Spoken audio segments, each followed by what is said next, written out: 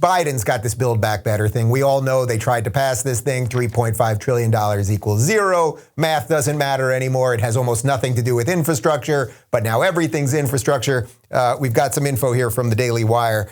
President Joe Biden debuted an updated version of his Build Back Better spending plan, this time scaled back from the $3.5 trillion human infrastructure plan proposed months ago, in hopes that a fractured Democratic Party can unite behind both this and the bipartisan physical infrastructure bill. The language.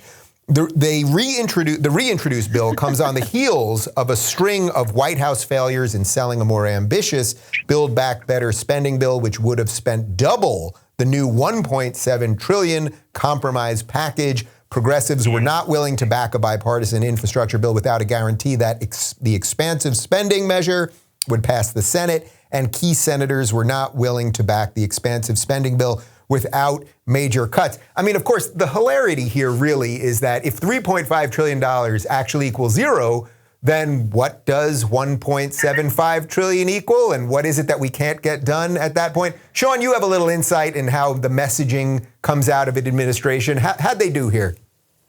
I think Build Back Better is now scaled back worse.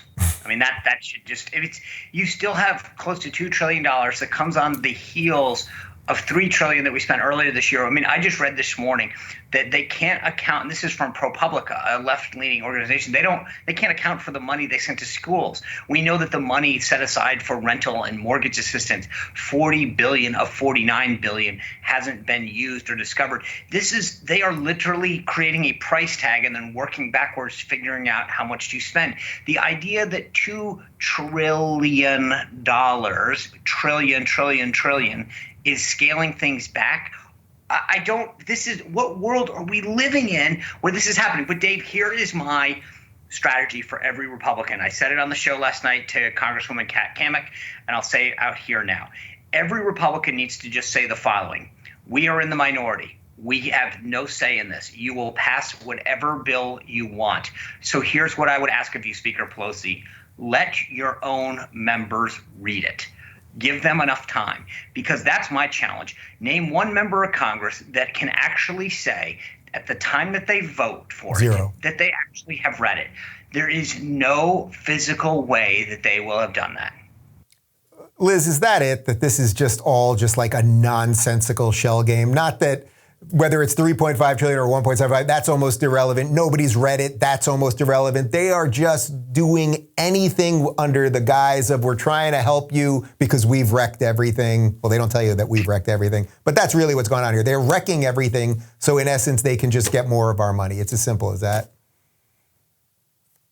Yeah, I mean, I never thought I'd say this before, and I'll probably never say this again, but I really appreciate Congresswoman Alexandria Ocasio-Cortez and Congresswoman Ilhan Omar and all of these progressives derailing this, because the longer we can prevent this from being imposed on the American people, the better for us all. I mean, they're using this strategy that, Dave, you and I and several other conservative commentators identified a long time ago, where they take the idea of an emergency and they use this idea of emergency to instill fear in people. And then when people are crippled with fear and hysteria, they say, we'll be your saviors, we'll rescue you if only you let us have control. And a lot of people in their fear, in this facing what they think is an emergency, they hand over their rights and their freedoms and even some privileges and control and power. And the government under Joe Biden and his radical administration, Sean is exactly right to name his book Radical Nation. Under this radical administration, they are not going to stop trying to take our rights and our liberties and power and freedom until we say enough and stop letting them do it. And this bill is just another example. I mean, it's rife with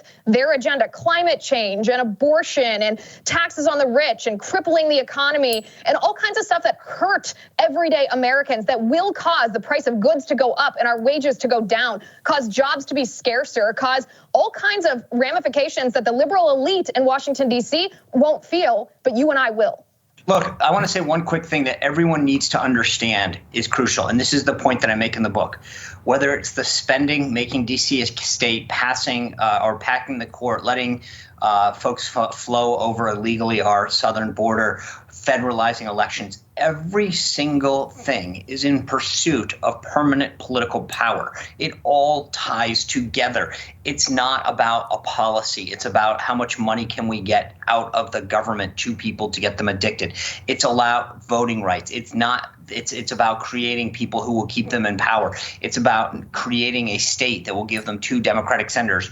Everything that the left is doing right now is in pursuit of permanent political power, and that is crucial to understanding everything that they do in their motives.